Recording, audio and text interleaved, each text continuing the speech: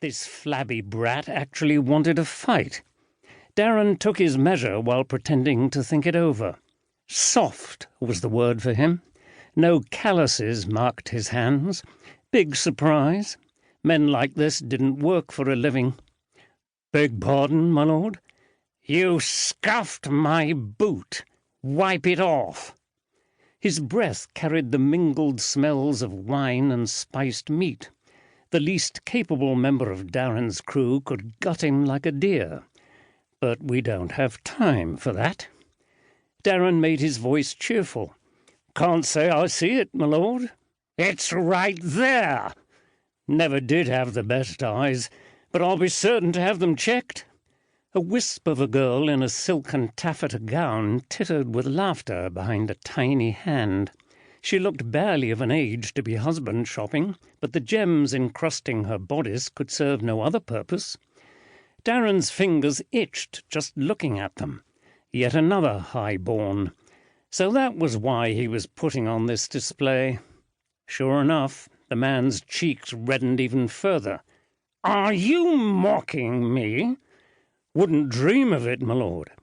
Darin tried to move around him, but the man shifted over to block his path. "You're not going anywhere." "That's terribly flattering of you, but I'm happily spoken for." "You insolent little—" "I wish I could stay and chat, but I've been sent to fetch wine for my master. He's not a patient man, I'm sure you understand." "Who is he?" The pearl and silver necklace threatened to spill out of Darin's left sleeve, so he thought it best to head this fellow off. So he spoke the name of the most dangerous and short-tempered man in Eskirk. "Lord Peyton." Recognition bloomed in the man's eyes. Oh, yes. Even the most wine-addled fool would know to be cautious here. Peyton had challenged and killed men for the smallest of insults. Harassing one of his personal servants would undoubtedly qualify. "You've heard of him, I take it?" Darin said. "I should hope so."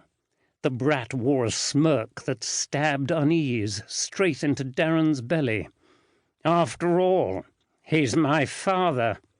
Of course he was. Being around all these nobles made Evie want to stab someone, but since her mother had raised her better than that, she'd settle for robbing them blind.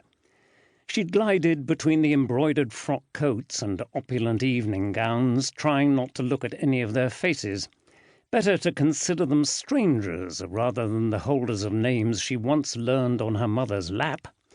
Better not to be recognized by anyone who would understand how far she'd fallen. Her plain servant's garb rendered her practically invisible among so much finery. But not completely invisible, as the lecherous old Count of Sunbury's unwelcome hand in her skirts reminded her. She grabbed his pinky finger and bent it backward, rewarded with a yelp on the sight of the Count spilling his drink on himself. He withdrew the offending hand when she released his finger. She moved on without a backward glance. She approached a pair of women in luxurious silk dresses, one as green as a cut emerald, the other a deeper blue than sapphire. Exotic dyes both, and that spoke to the wealth of their owners. "Drinks, my ladies?" She held forth a silver tray with 7 little porcelain vessels.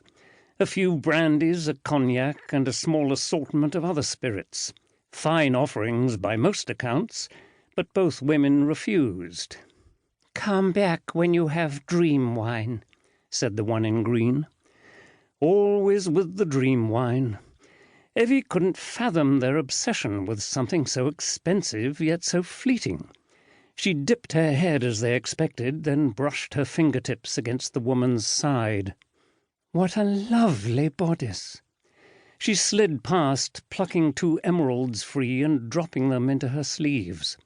Gemstones always brought good coin. A bit harder to move, perhaps, because you couldn't melt them down. Maybe that was why Darin often went for the silver instead. Well, that's not the only reason. She hadn't wanted to come here. Eskirk's gala was the event of the season. In the not-so-distant past, she'd pleaded